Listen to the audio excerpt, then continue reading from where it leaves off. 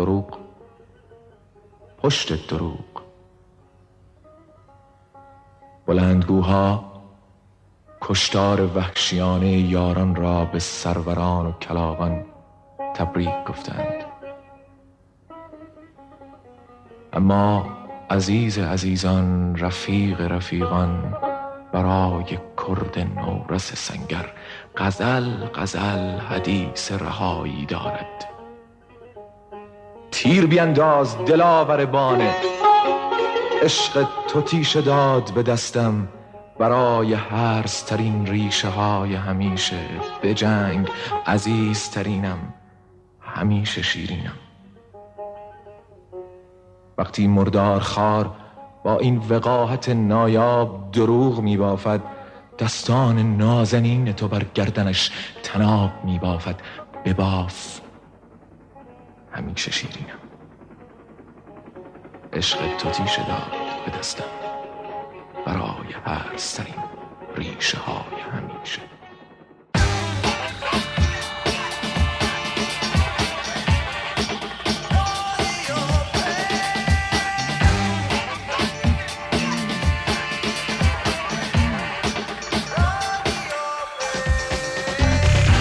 سلام به همه شما هموطنان عزیز و دوستان همیشگی رادیو پیک. امروز چهارشنبه 15 شهریور 96 با رادیو پیک مهمان شما هستیم و در شروع درود میفرستیم به مردم قهرمان بانه که در دفاع از کولبران مظلوم به خیابانها ریختند، اعتصاب کردند و در برابر گلوله سینه سپر کردند. و سلام میکنیم به زندانیان مقاومی که همچنان در اعتصاب غذا به سر میبرند و از حقوقشون کوتاه نیومدن. 52 سال پیش در چنین روزهایی 3 جوان از جوانان این مرز و بوم راهی را آغاز کردند که در فرازی با شکوه از اون قرار داریم، راهی که خورشید آزادی رو میشه در افق اون دید. اینجا خواهان دیدار مردانی هستم که آوازی سخت دارند، مردانی که هیون را رام میکنند و بر رودخانه ها ظفر مییابند، مردانی که استخوانهاشان به صدا در میآید و با دهان پر از خورشید و چخماق میخوانند. خواستار دیدار آنانم من، اینجا رو در روی سنگ، در برابر این پیکری که عنان گسسته است. میخواهم تا به من نشان دهند راه رهایی کجاست این ناخدا را که به مرگ پیوسته است. دیروز تو استادیوم آزادی مسابقه فوتبال بین تیم ایران و تیم سوریه برگزار شد و همه چیز اونطور پیش رفت تا آقا خوشش بیاد. همونطور که در برنامه قبل پیش بینی کردیم، تیمی که در هیچ کدوم از بازی‌های آسیایی اخیرش گل نخورده بود، 2 تا گل از تیم سفارشی بشار اسد مظلوم و بدبخت و جنگ زده خورد تا آقا خوشش بیاد. تو روزهایی که تمام رسانه‌های حکومتی پر شده از خبرهای حججی و اینکه سرش رفت، معلوم شد که سرش رفت تا تیم بشار اسد به پلی آف صعود کنه و آقا خوشش بیاد. انگار که مدافعین تیم ایران رو با دروازه‌بان فرستاده بودن برای دفاع از حرم و مهاجمین تیم ایران هم توسط بازیکنای اونا فوشکش می‌شدن تا آقا خوشش بیاد. اگر این بازی رو فرصت نکردین ببینین، خلاصش رو در چند ثانیه از زبان سردار آزمون بشنوین. من نمیدونم چرا همه میگن سوریه از خود ما. توی مالزی من شنیدم فوش خار مادر میدونم ببینیم. من واقعا نمیفهمم این چیزا رو. اما مهم این بود که آقا خوشش بیاد. حالا یه ترانه کلیشه برعکس برای آقا. آقا خوبه، آقا جونه، آقای گل، آقا جون، این کمینه رو همیشه زیر دست خود بدون. آقای خوب و عزیزم، عمر و عزتت زیاد، الهی بدی و ذلت سر دشمنت بیاد. میگن اینایی که میرن خارج غم غربت میگیرتشون، چون هیچ چیش مال خود آدم نیست. هیچ کس هم تحویلت نمیگیره چون خارجی هستی. مثلا بعضی جاها دلت میخواد بری ولی خب رات نمیدن. خب آدم اینجور مواقع احساس غریبی میکنه دیگه، مگه نه؟ الان دیگه برای اینکه احساس غربت خارجی کنی لازم نیست کلی خرج کنی، ویزا بگیری، بکوبی بری اروپا و کانادا و آمریکا. همین تو مملکت خودمون یه جاهایش اینقدر خارجیه که کلی احساس غربت بهت دست میده. کافیه یه خانم ایرانی باشین، بعد برین استادیوم آزادی تهران که مسابقه تیم ملی فوتبال کشورتون رو از نزدیک تماشا کنین، بعد با چشم خودتون ببینین که خانمای سوری بدون حجاب از جلوی شما رد میشن و یکی یکی وارد استادیوم مملکت شما میشن، اما خودتون رو راه نمیدن. احساس غربت کردین الان؟ تو همین استادیوم اگه میتینگ انتخاباتی و رأی بازی بود اول زنا رو راه میدادن، اما موقع بازی که شد پلیس بی‌وجدان به زنا و دخترای ایرانی پیشنهاد میداد که پرچم بشار اسد رو دستشون بگیرن به جای دختر سوری برن تو استادیوم. یعنی تحقیر از این بالاتر؟ خدا وکیلی حقش نیست همه مردای ایرانی هر چی مسابقه و استادیوم و بازی هست رو در اعتراض به این کثافتکاری تحریم کنن؟ مملکت داریم ما آخه.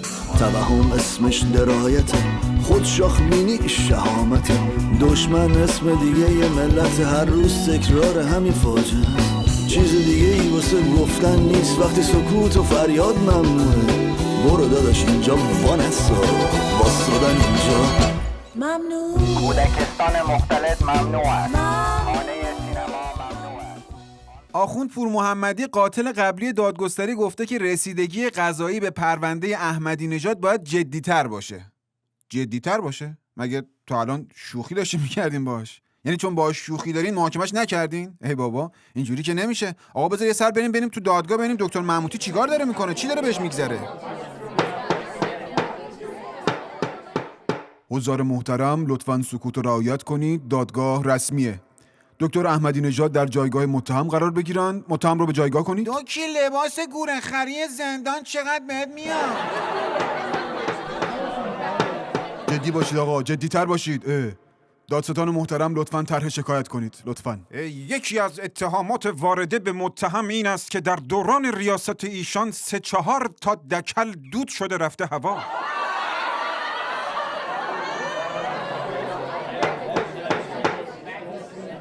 جدی باشید آقا، جدی‌تر باشید. در دوران ریاست جمهوری متهم بخش عمده‌ای از زیرساخت‌های هسته‌ای در زیرزمین خانه دختر 16 ساله اداره می‌شده است. جدی باشید آقا، جدی‌تر باشید. یکی دیگر از اتهامات بغل کردن مادر هوگو چاوز. آقا جدی It's about time, it's about space, it's about saving the human race. It's about hate, it's about love, it's about everything above. It's about war, it's about peace, it's about changing history. It's about you, it's about me, it's about time. شما رو که میدونم تلویزیون جمهوری اسلامی نمیبینید، اما من بعضی وقتا واسه اینکه سوژه طنز براتون پیدا کنم یه نگاهی به برنامه‌های تیوی ریش میندازم. مثلا همین آخرین بار که زدم کانال آخوندی دیدم که زرقامی سفارت بالا رونده داره از خاطرات سال 88 و اعتراضات و فتنه و اینا تعریف میکنه. یه جاییش گفت با پاره شدن عکس امام آرمان‌های امام پاره شد. ببخشید، آرمان‌های امام هم زیر سوال رفت. الان 30-40 سال هی تو گوش ما دارن تکرار میکنن آرمان‌های امام راحل، آرمان‌های امام راحل. ای کوفت و مرض آرمان‌های امام راحل. ما که نفهمیدیم چیه، ولی هرچی هست باز خیلی بنجل باشه که با پاره کردن چند تا عکس گور به گور شدهش زارتی زیر سوال میره. خب این که نشد آرمان، که این چه جور آرمانه که تا تقی به توقی میخوره فرت پاره میشه. آرمان‌های یه فقره امام راحل باید مقاوم باشه، محکم باشه، نشکن باشه، تفلون باشه، مجلسی و مشتری پسند باشه. 2 تا تار مو میاد بیرون میگن آرمان‌های امام راحل جر خورد.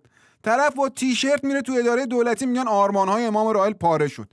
طرف با لباس نارنجی میره تو خیابون میگن آرمان‌های امام راحل چه میدونم وا رفت. خب آرمان‌های امام راحلتون پوسیده است دیگه. ببرین یه رفوگری جایی بگین درستش کنن، یه درزدوزی کنن، مومیاییش کنن، چه میدونم من. بریم یه جوری مقاوم سازیش کنین که با هر تقه‌ای پاره نشه. ببخشید یعنی زیر سوال نره. والا باید غم پارگی‌های آرمان امام راحل رو هم ما بخوریم. قصه درز مقام عظما کم بود. بریشت قسم آروم نمیشن تا نشیم ماها لگد بارون. توی مترو لب ساحل میگیرن حال آخوندارو چه آسون. بریشت قسم آروم نمیشن تا نشیم ماها لگد بارون.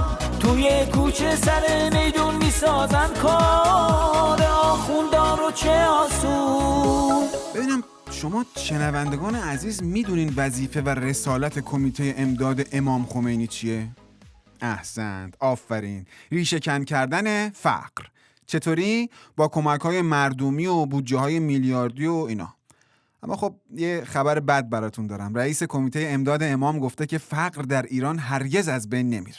بله خب خسته نباشید. یعنی اون ارگانی که 30 سال قرار فقر رو از بین ببره، بعد این همه سال رئیسش اومده میگه فقر ریشه کن بشو نیست. حالا از دید منطقی باید چیکار کرد؟ آفرین، باز در نوندونی کمیته امداد رو گل گرفت. حالا این هیچی، سازمان محیط زیست هم معتقده که با خشکسالی نمیشه مبارزه کرد. خب شما هم خسته نباشید. حالا از دید منطقی باید چیکار کرد؟ آفرین، باز در نوندونی سازمان محیط زیست رو هم گل گرفت. خب اینم هیچ. دفتر مراجع اعزام هم معتقدن که با گسترش فضای مجازی دیگه مردم رو نمیشه با خرافات و خزعبلات آخوندی سرگرم کرد. حالا از دید منطقی باید چیکار کرد؟ هزار آفرین، باز در دفاتر مراجع رو هم گل گرفت. حالا باز اینم هیچی. رئیس جمهور شیخ حسن هم معتقده با 50-60% رأی هیچ غلطی نمیشه کرد و هیچ تغییری نمیشه ایجاد کرد. خب حالا از دید منطقی باید چیکار کرد؟ احسن، باز در پاستور رو هم گل گرفت. بیت مقام عظما هم که کنترل از دستش در رفته، نوچه‌های نزدیک به دربار رو نمیتونه رهبری کنه، اونم باید گل گرفت. خلاصه اینکه در همه کاسبخونه‌های جمهوری آخوندی رو باید گل گرفت. فقط یه مشکل کوچولو این وسط هست، اونم اینه که ما این همه خاک و آب از کجا بیاریم که گل درست کنیم و در همشونو گل بگیریم. گرچی اومد سرمون از استکباره، غارت شدیم عمری یعنی استعماره، زندگی نیستیم بردگی تو استثماره، آجی نه غربی نه شرقی فقط یه شعاره، همون من گشنمه حق هستیم چیه، هنوز سند خونمون گروه واسه یه دیه، خرو اینجوری خر نمیکنن شرمه، هنوز صورت مسیلی های تو گرمه، تو که هموطنی چه گلی به سرم زدی، همون چیزایی هم که داشتم ازم گرفتی، جز این حس سرخوردگی چی به من دادی، که همه قوطه بخوریم تو لجن و پلیدی، تو میخواستی دین بدی دنیا رو گرفتی، حاجی بیرو در وایسی بگم. همونطور که حتما خبردار شدین، هشتگ داغ این روزهای شبکه‌های اجتماعی هشتگ کلیشه برعکس بود. اینطوری بود که جملات تبعیض‌آمیز علیه زنان رو درباره مردان به کار می‌بردن تا همه متوجه بشن که چه ظلم عظیمی به جمعیت زنان ایرانی روا شده و میشه. این دردنوشته ها بخش کوچیکی از ویترین تاریک برج بلند دموکراسی اینها بود که خوندید و چشیدید. حالا جهت تلطیف فضا ما هم تصمیم گرفتیم این متد کلیشه برعکس رو با روش رادیو پیکی ادامه بدیم. آره، داشتم میگفتم جمعه این هفته که گذشت یک خواننده مطرح در یک حرکت غیر منتظره نماز جمعه آیت الله علم الهدی رو کنسل کرد و در دفترش هم پلم کرد. از یه طرف دیگه خبر دادن که یه عده از کارگرها حقوق صاحبکاراشون رو ندادن، بعدش هم با باتوم و گاز فلفل افتادن جون مامورای زحمتکش نیروی انتظامی و خلاصه چند تا از مامورا رو هم بازداشت کردن، بردن تو خونه‌هاشون زندانی کردن، الان دارن شکنجهشون میکنن. از برخی شهرها هم خبر رسیده که عده‌ای از شهروندان ایرانی رفتن از مؤسسات مالی اعتباری پول گرفتن، حالا بعد چند سال پولهای مؤسسات رو بالا کشیدن و پس نمیدن. به جای اینکه ببرن پول این مؤسسات رو بهشون پس بدن، ریختن کارمندای مالباخته بدبخت بیچاره بانک‌ها رو کتک زدن. به این میگن کلیشه برعکس. بغض وقتی میرسد شاعر نباشی بهتر است، بغض وقتی گریه شد خودکار میخواهد فقط، چشمهای خیسم امشب آبروداری کنید، بر جای گریهش سیگار میخواهد فقط، سیگار میخواهد فقط. در پایان حرفی نمیمونه الا این که خیر مقدم عرض میکنی به تمام عزیزانی که به تازگی به جمع کانال ما پیوستن، انشالله که با مطالب و عکس ها و کلیپ ها و وایس های آموزنده فیض ببرید و دوستاتون رو دعوت کنید. آی ملت، مطالب و عکس ها و وایس ها رو فوروارد کنید به اسم کانال، از لحاظ شرعی هم درسته. جانا سخن از زبان ما میگویی و تمام. باد پروش می بده